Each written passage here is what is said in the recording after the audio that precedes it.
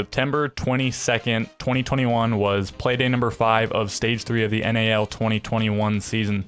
We had some pretty exciting games. We didn't have any overtime, and we haven't had very much overtime throughout the season, but we did have a couple of max regulation games. We had some big rounds coming out from players. We had some clutches, and some teams made some statements. So let's get into it. We started with Sonics versus Dark Zero, and they played on Chalet. It was an 11-round game.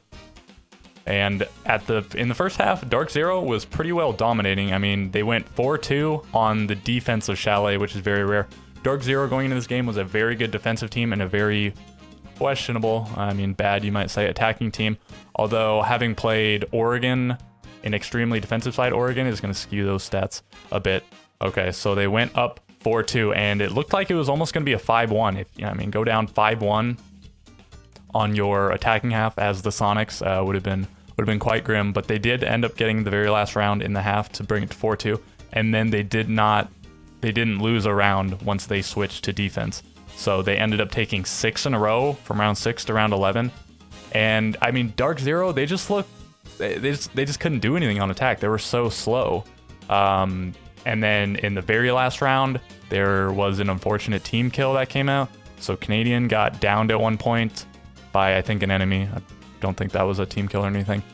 He got picked up back to 20 health, and they were trying to execute on the kitchen objective of the kitchen dining bomb site. Or no, rather the dining bomb site, I guess. They threw in their smokes, and he started planting.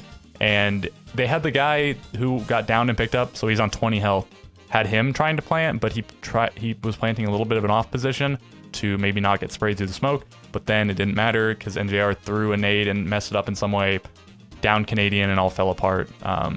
And that's sort of what a lot of the rounds looked like on Dark Zero's attacks, disregarding the team kill. But they were planting in the last 30-ish seconds, and it was a 5v5.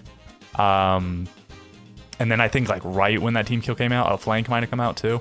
Sonics just pulled flanks on Dark Zero multiple times. Dark Zero just didn't have good flank watch. So Dark Zero looks good when they are on defense, but when they have the clock ticking against them, they're not fast enough. Maybe they look good, quote unquote, but because they're so slow, they are leaving, or maybe not because they're slow, maybe it's in addition to being slow, they're leaving holes in their defenses. Yet he was able to pull a really nice flank one round and get 2 kills, and simultaneously I think maybe Grixer got a kill. It was a 5v5 down to a 5v2 in seconds. So the clip that I want to show from this game is a really nice clutch that Kansan got in round 10. So this was the best attack that Dark Zero had. They brought it down to a 2v2, which still wasn't fantastic. And actually I guess they brought it to a 1v2 because he had the clutch. But yeah, no, they planted 2v2 and they got a kill. Or okay, technically the plant maybe didn't go down in the 2v2. I don't know. The plant was going down, and then dude protects his teammate, but he almost whiffs his kill because one of the Sonics guys walks in through the lobby door into bar, and then the sight on whoever's gun is watching, I think it's NJR, it covers him. He doesn't see him at first, and then finally he sees him, and I think it's Yeti walking in, and he shoots him, but it looks like he turns, he thought he killed him, so he turned off to try to get the other kill, but he left NJR on just 1 HP. But he did enough damage to allow Kansan clutch, but I think Kansan got 2 headshots anyway, so I don't think it matters. So I will show that clip right here. 2 newest members of this team before Canadian joined the roster. Both young players will have to test their mettle against Yeti and Kansan, the 2 top performers from Sonics. If I'm Sonics, I'm very happy with the 2 players I have left. Diffuser going down from Pambazoo, NJR covering, but he's got too many angles to look at, and he doesn't see the Malusia Yeti. Goodness, the sight blocks his line of sight, leaving Kansan now to defend in a post plant. This almost seems certain to go in favor of DZ unless Kansan can pull off a miracle. Losing some of this ammunition, trying to find if there's a foothold over towards bar. There's a tight angle being held, and he'll walk across. Nice shot from Kansan, and 2 beautiful kills in a row. Diffuser's his as well. Again, a nice clutch by Kansan. I just noticed right here that I forgot to fill in this score, but I'll just tell you what. Well, it was Beast Coast 7-2 Mirage. Right. Okay, so that was that game. Finally, Sonics have broken the streak against Dark Zero. They were on a 8. Dark Zero won the last 8 games they played, and I think that was every game that the 2 orgs played against each other. And it, over the course of 2 years and change or something. And Sonics finally got the win. I predicted Dark Zero, and well, I should have gone with my heart. I wanted to pick Sonics, but I did not. And maybe I won't make that mistake in the future. The next game was Cafe TSM versus Astralis. So when I predict these games, it's before the map is picked, and when the caster, or well, not the casters, the analyst desk members, Veli and Jacob and Jesse, when they predict it, it's after the map. So I went into this thinking TSM would probably win because they'd look better, but then they saw that it was Cafe, and then, well, I mean, it didn't change their mind. It only reinforced what they already thought. TSM was going to win because they said TSM does not lose on Cafe. And, well, it looked like at a point like they could have lost. As you could see, it went to 5-5 at one point. It was close. And Astralis was even on the defense, which is generally the favorite side on Cafe, as it was in the first half with TSM taking 4-2, right? But in the end, TSM manages to win the game. So how did it go down in particular? So Astralis takes the first round. I mean, nice. You know, it looks like might be a favorable game for them. But then TSM takes the next 4 in a row, which isn't the end of the world. You are attacking on Cafe. If you take the 6th round, like maybe you can have a 5-1 defensive half or just a 4-2 defensive half and go to overtime. You can win there. And so, right, Astralis does take round 6. So it's looking okay. I mean, you'd much rather 3-3 or 4-2. It's not the end of the world. Go to the next half. They take the next round. So they're 4-3 and they're on defense. They're only down 1 round. They just need 1 more to equalize. And they're getting close. But then, and in this round, they had a nice, they picked Clash. So there was a little bit of a mind games with Clash going on in this game. They picked Clash and it worked out for them. It was Retro just sitting in whatever you call the spot, fire or coffee or bunker or whatever. That little corner inside of kitchen right next to the freezer drop right outside that door. He just sat there and he couldn't be shaken. And then the next round, he pulled out Clash again, but Merc just absolutely handles him. Like Merc drops, I think he drops Red Hatch, and then there's a hole in the wall. They open a hole with like Habana or whatever on the red stairs walls, and then Merc banks a nade to blow up the castle barricade behind sort of behind the Clash. He's playing in shop, so it gives whoever's repelling on Cigar Lounge a potential angle when Clash moves. And then I think he just uses his other frag to... Yeah, no, he cooks, or at least throws his other frag at the Clash. It moves the shield, and he just kills him. So he basically just solo cleared that Clash. This was a very good game by Merc. And actually, I think every game had a duo of players that popped off. At least one player absolutely popped off, and the other player did pretty well, if not both players popping off. In the first game, it was Yeti and Kansan. Yeti was doing really well, and then Kansan had like that clutch, and by the end of the game, I think Kansan was only 1 kill behind Yeti, but he was like +8 to Yeti's +5. In this game, it was Merc and Bolo, right? So I mentioned the Clash mind games. In the next round, I suppose to try to counteract the Clash, unless they wanted to just open the wall, but it had to be for the Clash. You wouldn't just pick the Cali for the wall. TSM can open a wall just fine for the most part, except for, well, we'll mention that in a second. Right, he picks Cali, and if you're not aware, when Cali shoots Clash's shield, it goes into the guard break animation, like it swings her shield to the side. I think at the beginning of the season there was a glitch that was not happening, but I assume it was remedied by the time of this game. The casters were mentioning that they weren't sure either. I have no idea. There's been like 1 or 2 patches since the season dropped, so probably it was fixed. But he picks Cali, and then Retro does not pick. No, they don't pick. Astralis does not pick the Clash, so they mind game them a little bit there. And then even the next round, they pick Cali again versus no Clash again. And they had Bolo, who was going insane in this game. Like he had a 4K earlier, and he had a ton of kills. I think he had 15 by the end of the game. But they put this dude on Cali, and I guess he's like, I don't know, he's the flex player, so I guess you put him on Cali. I don't know, it's weird taking away in a soul rifle from Bolo. All that, the SMG is not bad though. It's all right. There's 1 round. I suppose it's probably, I don't know, it's one of these 2, or it was the reading one. It must have been this one. Bolo just like walks through sight, and I don't think they end up winning it because Retro ends up getting a 4K, going kind of massive, and then Shuttle gets a 1v1. Although it's, I think it's just a win on time. He didn't kill the guy or anything.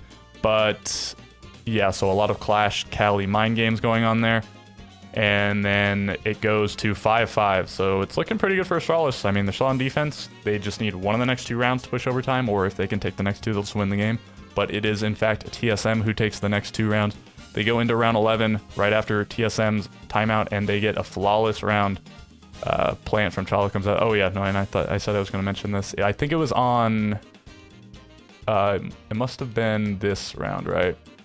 Yeah, they're attacking kitchen, and they decide to not do a full map clear as teams tend to do these days, but they just tried to do a bakery direct.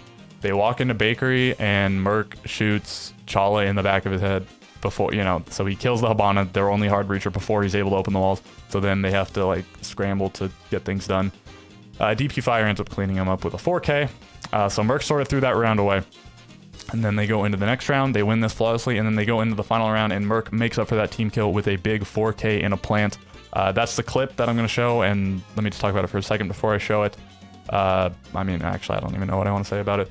Bolo, right, I guess I'll just mention what happens, go over it really quickly before you see it. Bolo is the opening, oh, I don't know why I'm going to do that, actually, I'm just going to show it right here. Are off the board. There goes Chala. Astralis an upper hand, looking to try to force overtime, and Merc is in the middle of the site. He's got the diffuser, and he'll rely on Geo and Achieve to get this one down. Astralis looks to come in. Down goes Geo. So now Achieve from above is going to be the difference maker. Diffuser goes down quite successfully. Merc comes off swinging, and he takes down DP Fire with him. Over towards Pillars he looks, and Achieved has his teammate in tow. Retro fallen. It's Shuttle to clutch in a 1v2. TSM want to put this one away. They have a single body to bury, that's it. A single body that spots them from below. A lot of damage done to Achieve, but Shuttle's running out of time. He's at the halfway point, and Merc is there to stop him. There's just too much to look at. Astralis comes so close. And, well, I assume you can understand everything that happened. Although some things might be off cameras. I was watching Super Stream last night, and him and Dripbull and Yardy were going over some of these games, and they were looking at that round, and they were wondering where the players were. And it looks like, well, Shuttle's off a little bit far away around, like, Train, that area, but he just got a kill. Retro, you could see him, I think it is in the clip, but you could see him shotgun the hatch open and drop, I guess because he wanted to reposition. He didn't want to be stuck right next to, I think it was Iconic at the time. And so he's coming back up white stairs at the time, and then in sight is the last player, DP Fire maybe. And, right, and they let Merc get the plant off, and then whoever it is, I think DP, he swings him and he loses the 1v1. And then Achieve gets a kill on Retro, who tried to flank him with the stairs, and then Shuttle's just in a really bad position, and he just loses. So, right, big round from Merc, big game from Merc, as well as Bolo. And yeah, TSM win, just as pretty much everybody predicted, I suppose. And that was that game. I think that'll do that for that. Let's move on to the next one. Oxygen versus Space Station. This was quite the exciting one. This I was really looking forward to, and then we got to see Clubhouse, which Oxygen has played some Clubhouse recently, and it used to be SSG's absolute bastion until they, I don't know, I guess weren't as good at it anymore. But they seem revitalized now because they beat, Mirage on it earlier this season, and now they played Oxygen, and as you can see here, they won. So this was a little bit of a swingy game, not so much on the score. I mean, like 1 round, 2 rounds, 2 rounds, 1, you know. It's pretty back and forth, but the momentum, from my perspective, it looked like it was shifting around. So, okay. The very first round, Oxygen takes pretty handily from what I can remember. They get the opening kill. Kino's playing IQ for the first 3 rounds, which I'm not sure why he's playing this. I mean, there's a Valkyrie in this round and this round, and maybe they were predicting that, or I'm not sure what he wanted the IQ for in particular. He switched off to the Ash and then gets triple opening kill. But okay, right. Oxygen takes the first round. SSG takes the next round, which is nice. It was a 1v1 by Hot and Cold, but it was just on time. He was just waiting to try to get the kill, and then he realized there were like a few seconds, and he just ducked down and won. So it was fine. Then the next 2, or no, rather, and then SSG takes another round. So they're looking pretty good. You generally want to win more rounds on defense than your opponent does. So, 4-2 or whatever, maybe a 5-1. But these days, I don't think Clubhouse is that strong defensively. So you're looking for a 4-2 probably as the defenders. And ideally, if you can get 3-3 or 4-2 as an attacker, pretty good. Okay, so then it's in this round. This was quite the unfortunate round to watch. And I'll show the clip and then I'll talk about it. So here's the clip. Although Oxygen, they found a hole down here to work inside of Lounge. Is that going to be enough, though, when still full cat control is under control of SSG? They could very easily hop one of the 2 players they have down to flank against this. And this shot from Skies is actually going to let Foxay in, though, in the meanwhile, as he just carves his own path into the site. Bolts ready to fend this off, but no! Another missed opportunity does take him. Oh no, he doesn't, never mind. Vertical's gonna be able to hop right over, finish off Fultz, and the entire defensive matrix just falling to pieces off of lost fights that should not have gone the way they did. OXG brute forced their way into the site, leaves only Bosco, as he's now stuck in the middle of his awkward sandwich. He's gonna try to battle out of it in a 1v3, still with a minute to go as well, Eternity. And okay, so as you can see, it was pretty unfortunate. They were down a man. Oxygen was down a man, I think, right? It starts as a 4v3 in the favor of Space Station, and then Foxay just walks up red stairs, and Skies, I mean, sees him. He takes the first shot, but he misses. He doesn't get to fire his shotgun again. Foxay kills him, and then Foxay just walks through the rotate, and he should have just died there. I mean, Fultz like knew he saw his gun for a split second. He knew he was about to walk through, and then he whiffs like his whole mag, and he switched to the pistol. But then Foxay gets out of his where you can see him, and Vertical just walks and kills him. But yeah, so a bad miss by Skies, and an even worse miss by Fultz. And at this point, I'm thinking, I mean, Space Station just took the last 2 rounds, but they then lost the round clearly after this. So that was, you know, that could have chalked the mental. Two players messed up, and if either of them hadn't messed up, probably they win that round. Okay, so because if Skies gets killed, it's a 4v2. If Fultz gets killed, it's a 3v2. Or what? 4v2, 3v2. Okay, they're up positionally, man-wise, all this stuff. And then in this round, it's another. I mean, I don't know if it's an SSG choke or if it's just like really nice play by Oxygen. It seems like SSG's not exactly aware of what goes down. So it comes down to a 3v2 because in the favor of Space Station, because Rampy gets a flank above. He has control of the hatch, and then the SSG players also have control of Church, but Foxay is in dirt, and Yaga he's at box 3. I don't remember exactly how he got there. And it seemed like SSG didn't do any sort of rotate in blue. Like, I guess they were assuming that if they didn't, I mean, they didn't want to give that sort of rotate to their opponents. I don't think they did in any round. Maybe I didn't notice if they did in some number of rounds when they were, I guess they only played basement twice, but either of those rounds.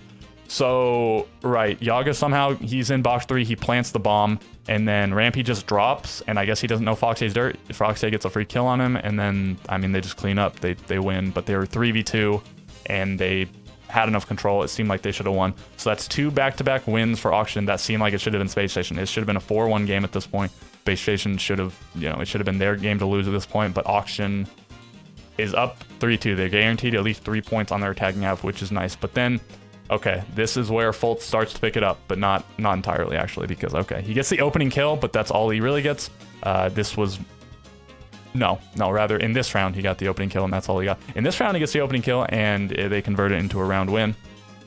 And then they switch sides. Oxygen takes their first defense, which is good for Oxygen. It's expected on a defender-sided map. You usually expect to win your first defense. Okay, Fultz was the opening death, not great for him, but then the beast activates. Okay, Fultz gets the opening kill along with a 4K in this round, and then a 4K in the next round. They win both these rounds, and then Oxygen calls a timeout. They got to slow this down. They got to figure out what they're doing wrong, why they're getting savaged by Fultz, because maybe it's Fultz going ham, but maybe it's also them putting themselves in positions to be punished by Fultz. Then they do win the next round, so they bring it's another 5-5 game. But once again, 5-5 game on the defensive map.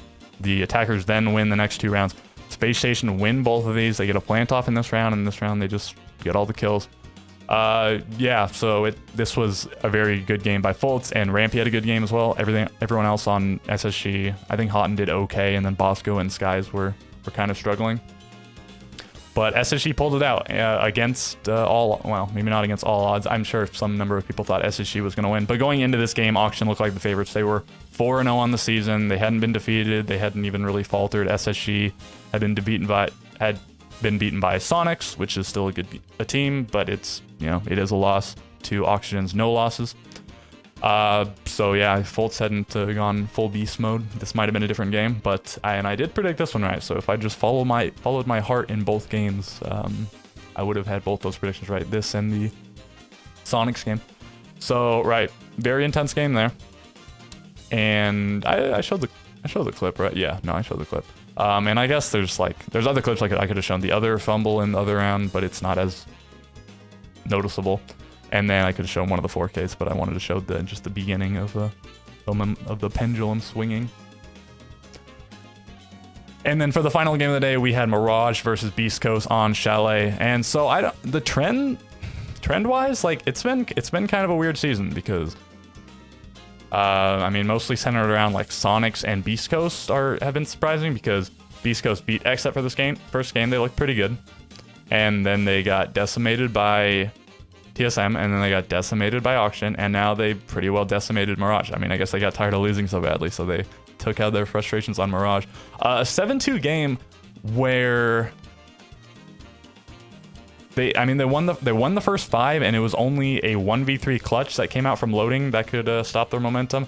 And then Beast Coast took this round, and then I mean, right. So you go down 5-1 on your defensive half, your Mirage, and you lose 5 of your defenses. It's on Chalet, like you can come back from it if there's any map when you're gonna win a bunch of attacking rounds. It is gonna be on Chalet, maybe Coastline, but okay. But going down 6-1, I don't know. It feels like this can't be the one that you lose. You could win 5-0 after this. I mean, Beast Coast just did it against you, but your mental's already got to be at least a little bit damaged. I mean, you got Thomas and Dream are on this team, and for that reason, I think it's sort of hard to root against them. But I mean, they got to have good vibes going on, I would assume. YungAlec, another great game by him. In addition to his first game, the other 2 games weren't good because he got decimated along with pretty much the rest of his team. And it was Sippin that did really well in this game. Sippin was, I think, the 2nd lowest rated player on CGG coming into this game. And he was -10, and at one point he was +9 in this game. So he didn't recoup all of his negative killness, but he got, at the end of the game, he was like +7 or something. So he back to like -3, maybe it's -2 or something. So he went up quite a bit from this game, but he was killing it. Like he got the opening kill in this round, and then I think by the end of round 5 he was on like 10 kills, and then he dies in this round to go to 10-2. But no. Very good game by Beast Coast.